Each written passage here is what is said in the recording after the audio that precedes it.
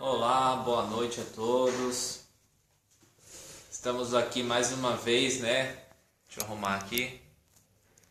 Estamos aqui mais uma segunda-feira para honra e a glória do nosso Senhor e Salvador Jesus Cristo. Vamos dar início a mais um momento de palavra. Espero que venha falar ao seu coração que eu irei trazer hoje, né? Que Deus possa já abençoar a sua vida, a sua família, a sua casa, em tudo que você fizer, né? Hoje eu vou trazer uma palavra sobre bênção, sobre prosperidade, mas não declarando a prosperidade sobre a sua vida, né? Mas o propósito é que você entenda que Deus sabe o que Ele faz. E Deus abre a porta a hora que Ele quer e fecha a hora que Ele quer, né? Eu vou ler a passagem no livro de Jó, capítulo 42, certo? No versículo 10 em diante. Antes de começar, vou orar, né, para que Deus tome a direção desse momento de palavra. Senhor Deus, Pai maravilhoso, eu quero te louvar e te engrandecer neste momento, Senhor. Por mais uma vez estamos aqui, Senhor, para este momento de palavra, meu Pai. Em nome de Jesus, que esta mensagem possa alcançar vidas através das redes sociais, que pessoas possam compartilhar para abençoar outras vidas, em nome de Jesus. E que pessoas venham ser transformadas, restauradas, libertas, modificadas pelo poder da tua palavra, em nome de Jesus. Amém. Então,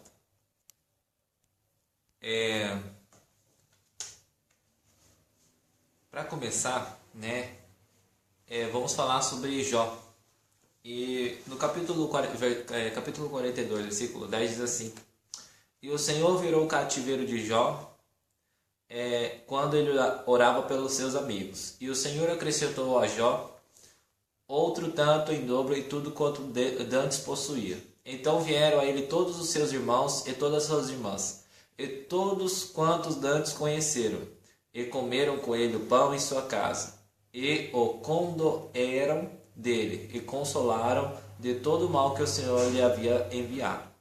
E cada um deles lhe deu uma peça de dinheiro, e cada um pendente de ouro. E assim abençoou o Senhor o último estado de Jó, mais do que o primeiro. Por quê? Porque teve 14.000 ovelhas, 6.000 camelas, 1.000 juntas de boi e 1.000 jumentas. E também teve 7 filhos e 3 filhas. E chamou o nome da primeira de Gemina, o nome da outra Késia, ou o nome da terceira Quireapuque, em que toda a terra não se achou mulheres tão formosas como as filhas de Jó.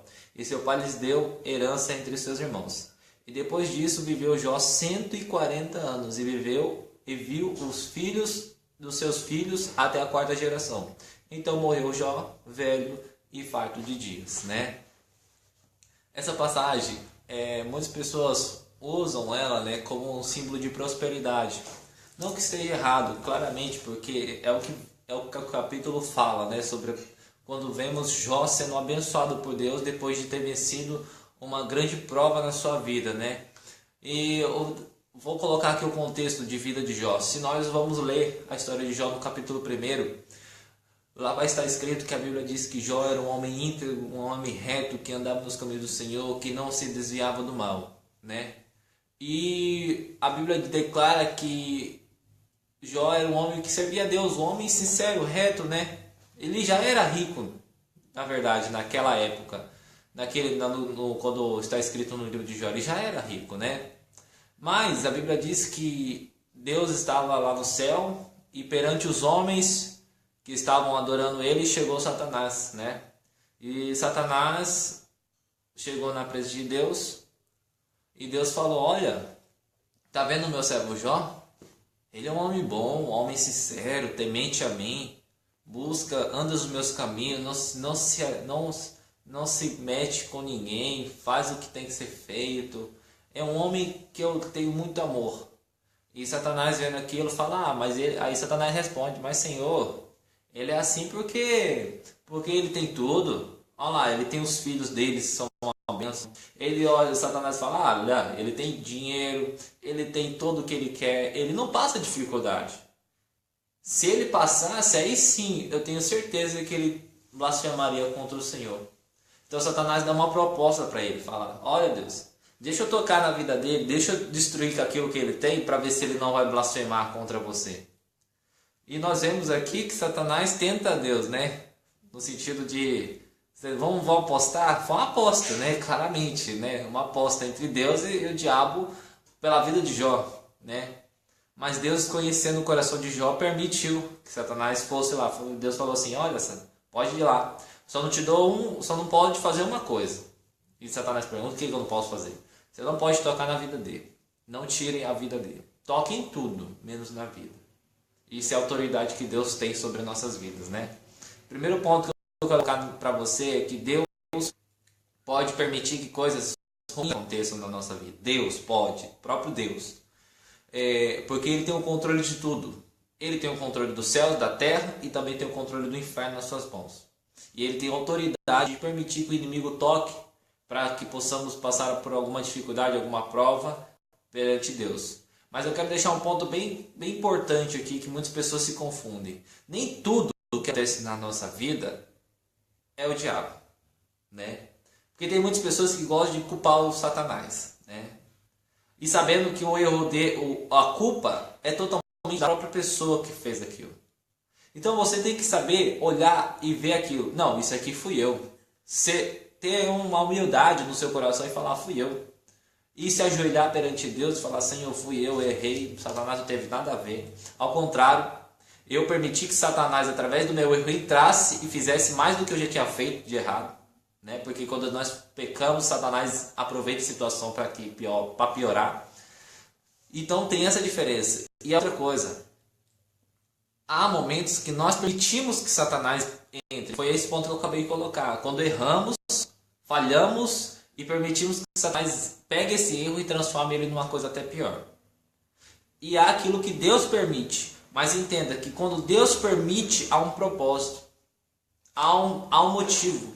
Deus não permitiu que Satanás tocasse na vida de Jó simplesmente porque havia um propósito, havia um motivo. E esse motivo nós vamos saber hoje. Então tá bom, o que acontece? Continuando a história, Satanás desce para a terra para ir lá destruir com Jó. E eu não vou aqui, eu não lembro de qual, mas Satanás vem e já mata todos os seus filhos. Satanás vem, destrói com todos os seus animais, mata todos os seus animais. A Bíblia diz claramente que caiu fogo do céu e consumiu tudo que ele tinha. Você vê, isso é um ponto muito importante. Entenda isso e guarde isso. Satanás tem poder. Porque Deus que mandou aquele fogo consumir. Se você for ler o livro de Jó, leia com você e você vai ver que aquele fogo que caiu não foi Deus que mandou, foi o próprio Satanás, porque Deus tinha permitido que ele realizasse. Ele tem poder para fazer certas coisas, então o fogo que caiu foi o próprio Satanás que mandou, né? Então você entenda isso, que Satanás tem poder. E eu quero colocar você numa posição, porque às vezes nós se achamos de uma forma muito errada, somos ignorantes. Claro que Satanás está debaixo dos nossos pés, Satanás é um derrotado. Mas entenda que Satanás tem poder. Que ele tem um poder e um poder muito grande.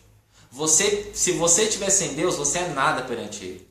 Você se torna nada perante Satanás sem Deus. Porque você é um ser humano totalmente imune a Satanás. Mas quando estamos com Deus, aí é outra coisa. Aí sim, podemos dizer: eu posso todas as coisas naquele que fortalece. Eu posso dizer para Satanás que ele é o derrotado, porque eu tenho um Deus que está do meu lado, que mostra para Satanás: olha, Satanás, você tem poder, mas o Deus que eu sirvo é Deus todo poder. Isso muda tudo na sua vida. Isso muda a história.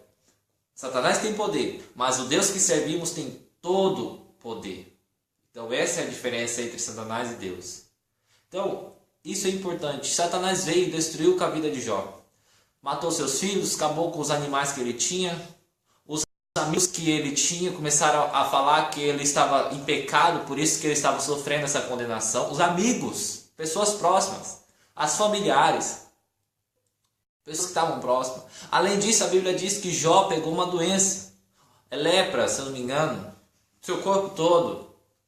A Bíblia diz que ele coçava com telha, com calha, a dor. Você imagina? Mas a Bíblia diz claramente escrito lá, sabe que é impressionante em Jó, que a Bíblia fala que Jó rasgou suas vestes e disse: nu saí do ventre da minha mãe e nu voltarei para lá. Glorificado e exaltado seja o nome do Senhor. Ele não blasfemou.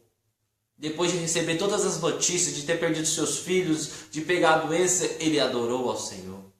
E isso é a diferença entre Jó, né? Isso é uma coisa muito bonita em Jó, e muitas coisas eu levo na minha vida para não abrir a minha boca em qualquer situação e murmurar contra Deus, porque Satanás ele quer que isso aconteça. Mas nós temos que ter sabedoria, porque é um momento onde Deus não vai falar nada. Quando estamos na prova, irmão, Deus não vai te falar nada, Deus não vai abrir a boca. Vou te dar um exemplo claro, que Deus não vai te dar resposta na dificuldade, Deus não vai te dar resposta na prova. Você já deve ter feito alguma prova de escola, faculdade, alguma prova, um simulado, qualquer coisa. Você estudou para a prova, não estudou? Então, quando você foi para a prova, você tem que saber, lá tem regras na prova. Silêncio, você não pode usar equipamento de celular, você tem que guardar tudo, né? Vamos dar o exemplo do Enem. Você vai para o Enem, você tem que estar preparado para responder as questões. Você tem que estar preparado, você não pode usar cola, você não pode copiar de ninguém, você não pode usar o celular. Você tem toda uma regra, não tem?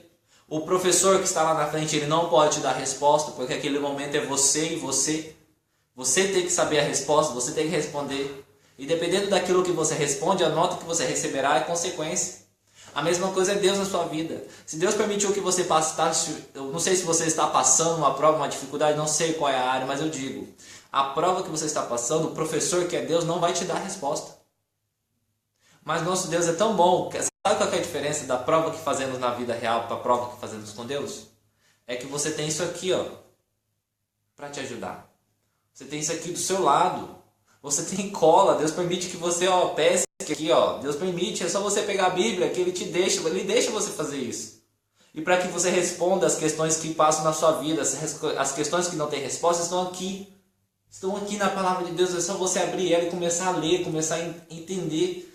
Aí você vai achar a resposta para a sua família, a resposta para os seus filhos, a resposta para se largar algum vício, a resposta para a pessoa que você procura em Deus, entre outras. Deus te deu isso aqui, tem todas as respostas. Então a prova não está perdida. Ao contrário, você pode tirar um 10 nessa prova. Basta você começar a pegar essa palavra, começar a meditar nela. Para quando você estiver passando na prova, você vai saber como responder à prova. Você vai saber como lidar com as provas. Você não vai ficar batendo cabeça para responder. Oh, meu Deus, o que eu faço? Como que eu faço isso? Vai questionar Deus. Deus, por que isso está acontecendo? Não, você vai ser como Jó. Você vai saber o que responder.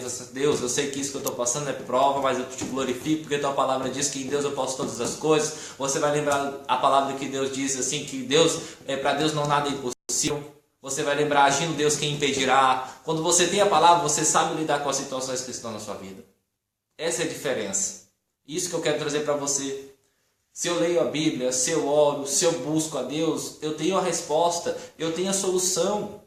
E Jó tinha a solução, ele adorava a Deus, ele glorificava. Mas é engraçado que a Bíblia diz que a mulher de Jó, vendo aquela dificuldade toda, olhou para Jó e falou: amaldiçoa o seu Deus e morre. Sabe? Eu não questiono a mulher de Jó pela situação que ela está passando. Ela estava criamente desesperada, perdeu todos os seus filhos, perdeu toda a sua riqueza. Mas ela não tinha a força que Jó tinha para suportar a situação. Ela não tinha. Não tinha. Mas eu quero que você entenda, não que a mulher de Jó era uma louca, porque a Bíblia não disse isso. Lá está escrito que Jó respondeu: tu falas como uma louca, mulher. Tu falas como uma louca. Não, ele não chamou ela de louca. Preste muita atenção nisso. Porque Jó sabia que ela estava desesperada. E ela não tinha a força, a fé, a crença que Jó tinha. E isso é normal num casamento, numa vida. Você às vezes pode ter uma pegada mais forte, mas o seu irmão não tem. E o seu irmão, no meio da dificuldade, vai abrir a boca. E cabe você dizer para ele: olha, você está agindo como louco. Ou você diz para ele: olha, você está agindo errado. Se você mostra para ele a Bíblia: ó, a Bíblia diz isso. Prega para ele, mostra para ele que ele está errado. Não deixe ele amaldiçoar o Deus dele. Não deixe ele falar mal de Deus. Não deixe ele blasfemar. Mostra para ele que ele está errado. Fala, ó irmão, não é assim que funciona não. Vamos adorar o Senhor, vamos glorificar. Lembra, se a palavra de Deus lá diz, Paulo e Silas estavam na prisão. E a Bíblia diz que eles glorificavam e começaram a louvar a Deus. E lá eles foram libertos da prisão porque adoraram. Paulo e Silas estavam açoitados, machucados nas costas de tantos açoites. Eles estavam sofrendo, eles estavam padecendo. Mas a Bíblia diz que eles começaram a louvar e não começaram a murmurar. A nós que somos servos do Senhor, nós temos que entender que nós, em meio à dificuldade ou qualquer situação, seja ela boa, seja ela ruim, temos que ser adoradores. Não pessoas que ficam abrindo a boca para questionar Deus, porque isso, porque aquilo. Mas olham a situação e vão falar assim, eu creio que Deus tem a providência, eu creio no Deus que tem a solução. É isso que Deus quer ouvir de nós. Porque Satanás está esperando a hora de você abrir a boca e falar, Deus, nada dá certo. Satanás está esperando você abrir a boca para mostrar para Deus, olha aí Deus, tá vendo? Ó, murmurou, tá vendo Deus? Não falei que ela ia reclamar, não falei que ele ia abrir a boca para questionar de você? Tá aí Deus, olha aí a prova que eu estava certo e o Senhor estava errado. Isso é o desejo de Satanás. E infelizmente nos dias de hoje nós vemos Satanás apontando o dedo na cara de Deus e falando assim, viu Deus? Não falei que eu estava certo? Não está vendo aquele irmão? Ele abriu a boca e questionou que você não estava com ele. Você quer ser essa pessoa?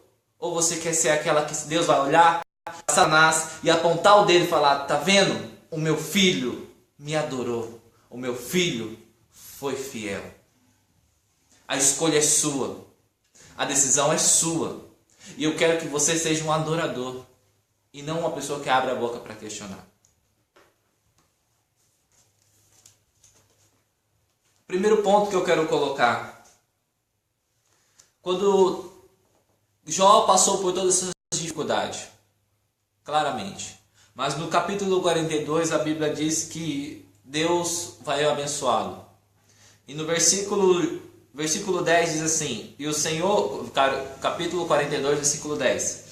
E o Senhor virou o cativeiro de Jó, virou o cativeiro, quer dizer, ou virou a situação que ele estava passando, quando orava pelos seus amigos. Isso é muito maravilhoso. Isso, muitas pessoas não prestam atenção nessa pequena frase que diz. A Bíblia diz que Jó estava, quando Deus estava virando o cativeiro dele, o que Jó estava fazendo? Orando pelos seus amigos. Isso aqui, irmão, isso aqui é para muito crente. Que quando está no meio da dificuldade, está lá questionando, abrindo a boca para reclamar, falando que irmão tal não ajuda, que irmão tal está vendo a situação dele que está passando e não faz nada, está vendo que o irmão da igreja está vendo que eu estou passando dificuldade e não pede ajuda, não se oferece para me ajudar. Sabe o que Jó estava fazendo quando estava passando dificuldade? A Bíblia está dizendo no capítulo 42, versículo 10, e Jó estava orando pelos seus amigos. Isso é um exemplo para nós, para mim e para você. Um exemplo de Deus. Jó estava orando pelos seus amigos. Ore pelos seus amigos. Independente se eles se oferecem para te ajudar ou não. Seja ele cristão, seja ele não cristão, não importa. Ore por todos. E ore abençoando. Não questionando, irmão. Abençoando. Esse é o certo. E continua, o Senhor acrescentou a Jó outro tanto em dobro tudo que possuía. Aí vem a melhor parte que gostamos, a melhor parte, né? A que mais gostamos de ouvir. Que Jó foi abençoado em dobro. E que sempre declaramos que queremos ser abençoados como Jó, né? Eu levo uma coisa na minha vida, você leve se você quiser. É um pensamento meu, uma coisa que eu levei dessa passagem para minha vida, que eu vou passar para vocês. Eu quero ser abençoado em dobro por Deus. Mas antigamente eu orava falando, Deus, eu quero dobro, eu falava do meu material, eu queria que tudo em dobro, eu queria carro, casa, tudo em dobro, que Deus abençoasse, fosse prosperar a minha vida material. Mas um dia o Espírito Santo me moveu falando, filho, a melhor bênção que você pode receber em dobro é a própria presença do Senhor. E desde então, eu falei para Deus, Deus, me abençoe em dobro com tua presença.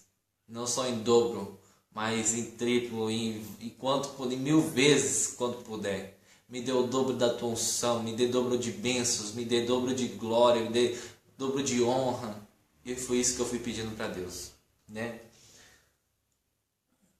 E é engraçado, uma coisa que eu acho interessante, né? No versículo 11 diz assim: então vieram a ele todos os seus irmãos e todas as suas irmãs, e todos quantos eles conheceram. E comeram com ele pão, né? E consolaram de todo o mal que o Senhor lhe havia dado, e cada um deles deu dinheiro, deu alimento para ele. Ele tinha irmãos. Você está entendendo? Olha isso que as pessoas não prestam atenção. Gostamos de pregar sobre o capítulo 42, falando sobre prosperidade, falando sobre que Deus vai dar em dobro para nós. Amém. Não estou dizendo que isso é errado. Mas eu não gosto de ficar pregando teologia de prosperidade para ninguém. A prosperidade é consequência daquilo que fazemos para Deus, se somos adoradores ou não. Mas eu quero dizer uma coisa. Jó tinha irmãos. Aí você pensa comigo aqui. Por que quando ele estava na prova, seus irmãos não foram lá e deram esse dinheiro que deram para ele, ou que deram para ele para abençoar a vida dele? Por quê? É meio engraçado isso, não é? Seus irmãos não abençoaram Jó, não ajudaram a Jó no meio da dificuldade. Foram ajudar só depois. Sabe depois de quando? Depois que Deus virou o cativeiro de Jó. Porque é permissão de Deus. Quando estamos passando uma prova difícil, eu não sei qual é a sua, mas entenda, quando Deus fecha as portas, até as pessoas mais próximas de você não vai vir te ajudar. Deus não vai permitir. Deus não vai deixar. Por quê? Porque Ele tem um propósito. Ele quer provar para Satanás que você é fiel a Ele em meio à dificuldade. E Deus, depois que virou o cativeiro de Jó, os seus irmãos vieram e abençoaram a Jó, dando ouro, dando algumas coisas para ele. Você vê que interessante isso, né? Seus próprios irmãos só vieram abençoar depois que virou o cativeiro. Então, às vezes, as bênçãos ou qualquer coisa na sua vida só vai se realizar depois que Deus virar o cativeiro, depois que Deus virar a situação. Às vezes, as pessoas mais próximas de você não estão te ajudando. Seus próprios familiares. Sabe por quê? Porque Deus não quer permitir ainda. Não passou na prova. Ainda não terminou a prova na sua vida, às vezes. Há tempo para Deus todas as coisas, não há? Eclesiastes 3, não tem? Há um tempo determinado para todo propósito debaixo do céu? Então, eu não sei quanto tempo durou essa dificuldade de Jó, porque a Bíblia não declara quanto se demorou anos, se demorou meses essa luta. Mas independente, enquanto Deus não permitir que vire o cativeiro na sua situação, nem aqueles que estão próximos de você vão te ajudar. E isso é muito interessante. Então, depois que tudo isso aconteceu, o que aconteceu, e Jó foi abençoado com, né, naquela época, riqueza era o quê? Camelo, cavalo, né, animais. Então Jó foi abençoado com muitos disso em dobro, né? Ele teve filhas e filhos, e a Bíblia diz que suas filhas foram as mais bonitas e famosas daquela cidade, né? E Jó viveu até 140 anos, Deus dobrou sua idade, né? E ele morreu farto e velho de dias, né? E isso é muito interessante, isso é muito bonito. E eu quero colocar textos básicos aqui, passagens bíblicas que confirmem